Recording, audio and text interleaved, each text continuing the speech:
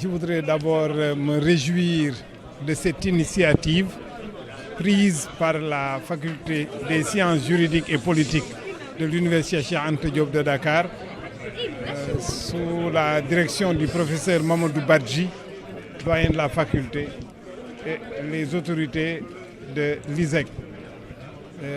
Nous avons là un modèle, nous avons là un exemple de coopération entre le public et le privé qui est à magnifier. Je pense que nous disposons avec cet immeuble que je pourrais appeler un immeuble intelligent, puisque doté des plus hautes technologies de l'information et de la communication. Nos étudiants, nos enseignants ont là un dispositif qui permettra d'améliorer l'efficacité interne, la réussite de l'étudiant est au cœur de ce projet et nous devons remercier les initiateurs du projet qui nous vaut aujourd'hui ce magnifique bâtiment. À l'intérieur, nous avons eu à apprécier les sièges, les tableaux, les bureaux. Nous avons eu à apprécier le dispositif, le design qui est de très haute technologie et nous voulons dire notre entière satisfaction en espérant que les étudiants, les enseignants pourront largement en profiter pour une amélioration de notre efficacité interne, c'est-à-dire la réussite de nos étudiants. Nous nous engageons ici à travailler avec la faculté, à travailler avec l'ISEC à la maintenance, puisque c'est toujours l'un des points faibles de nos systèmes d'entretien de nos infrastructures. Le rectorat accompagnera la faculté pour que cet immeuble magnifique soit maintenu, soit entretenu au grand bénéfice de l'université. Et nous avons réalisé ce bâtiment dans le cadre du partenariat public-privé avec la fonction de service. C'est dans ce cadre que nous avons financé cet immeuble. Le coût est de plus de 450 millions. Au début, c'était 16 millions.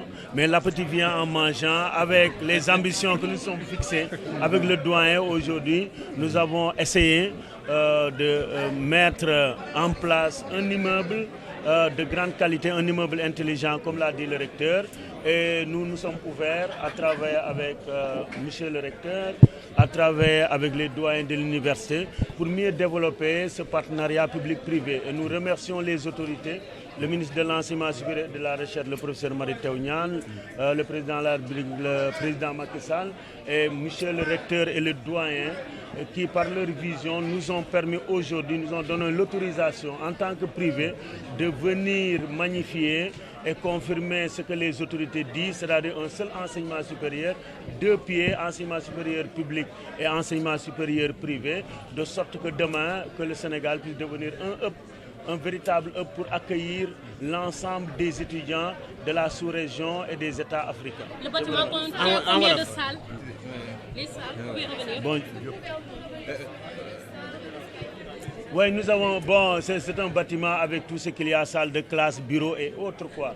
Je pense que nous avons plus d'une vingtaine de bureaux et un amphithéâtre de 700 places et plusieurs salles de cours. Le ministre de l'Enseignement supérieur et de la Recherche, le professeur Mary Teuw Niane. Ce que j'ai constaté aujourd'hui, c'est un exemple qu'il faut imiter. Parce que le président de la République a déjà défini ce qu'on appelle, je pourrais appeler la deuxième université sénégalaise avec son avènement au pouvoir.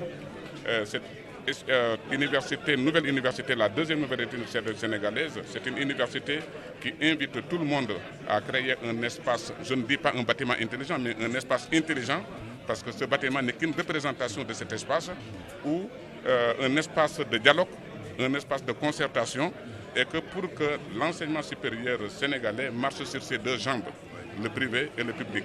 Donc c'est un modèle de partenariat public-privé qui est à saluer. Et je suis venu apporter au recteur de l'Université Anta Diop de Dakar, le professeur Diouf, au président et à la directrice de l'USEC, au doyen de la faculté de sciences juridiques et politiques, les remerciements, les encouragements, les gratitudes du président de la République, du gouvernement, du professeur Mary-Teuw Niane. Leral.net, s'informer en temps réel. Site d'information exclusive numéro 1, www.leral.net. Un nouveau look de Leral.net, une valeur sûre du journalisme en ligne. 12 journalistes, des reporters sur le terrain, dont des anciens éléments, des renseignements généraux pour les investigations, des enquêtes fouillées, des reportages chocs et une rubrique People riche en infos, sans oublier la Web TV. Leral.net, s'informer en temps réel.